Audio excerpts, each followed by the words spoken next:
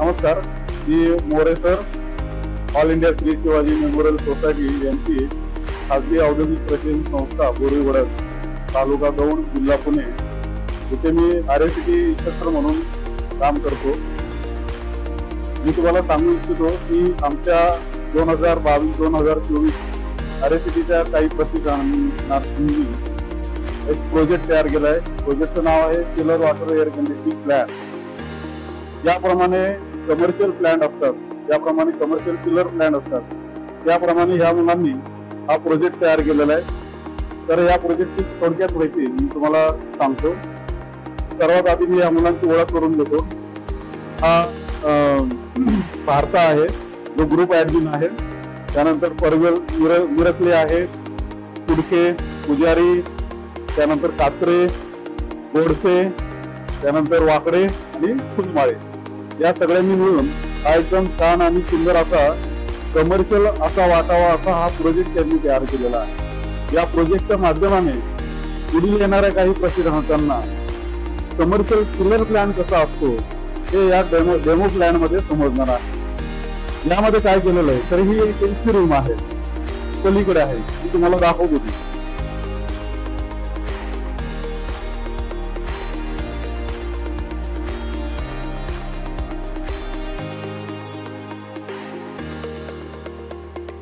तर ही AC room आहे। या AC रूम मध्ये हा FCU बसवलेला आहे। यामध्ये FCU मध्ये डक्टिंग दिलेली आहे आणि डक्टिंगचा आउटलेट या दोन बाजूने, इथे एक आणि या बाजूने दुसरा दिलेला आहे।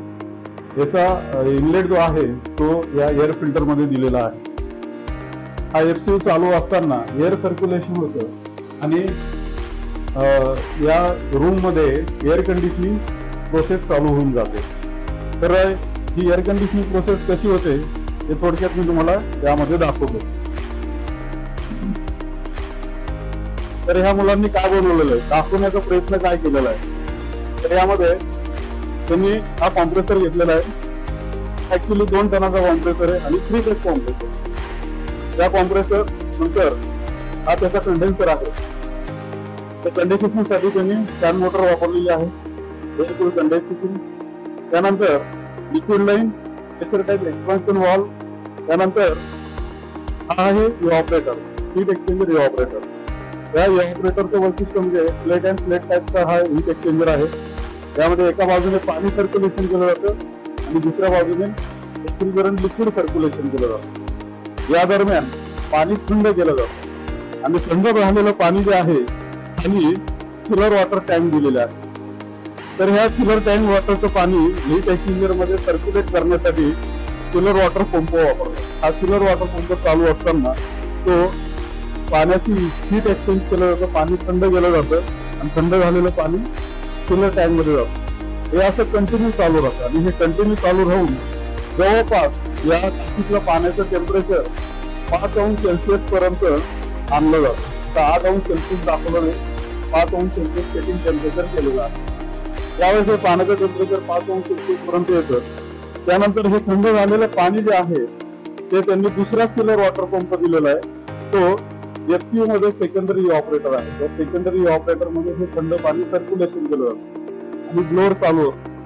ब्लोअर चालू असताना तो रूमची हवा घेतो, सेकंडरी ऑपरेटर मधून ही हवा सर्क्युलेशन होताना ती थंड होते। थंड झालेली हवा डक्टिंग मार्फत पुन्हा रूम मध्ये टाकली जाते। ते एअर सर्क्युलेशन हे कंटिन्यू चालू राहतं आणि पाण्याचं सर्क्युलेशन ही सेकंडरी ऑपरेटरला कंटिन्यू चालू राहतं। तर अशा प्रकारे या प्लॅन मध्ये त्यांनी सेकंडरी ऑपरेटर आणि प्रायमरी ऑपरेटर या दोघांच्या मार्फत चिल वॉटर सिस्टीम कशी चालते असं हा चांगला आणि सुंदर असा प्रोजेक्ट या विद्यार्थ्यांनी दाखवण्याचा प्रयत्न केलेला आहे। तर या प्लॅन मध्ये प्रेशर कशा प्रकारे तयार दाखवलं जातं त्याचा डिस्प्ले दाखवलेला आहे। Liquid pressure, discharge pressure, suction pressure, प्रत्येक लाईन मधील असलेलं प्रेशर किती आहे हे यामध्ये दर्शवलं जातं। त्याचबरोबर करंट कंझप्शन, मीटर किती एनर्जी घेते, एनर्जी मीटर यामध्ये दाखवलेली आहे। तर याद्वारे चांगलं डिस्प्ले दाखवण्याचा प्रयत्न केलेला आहे।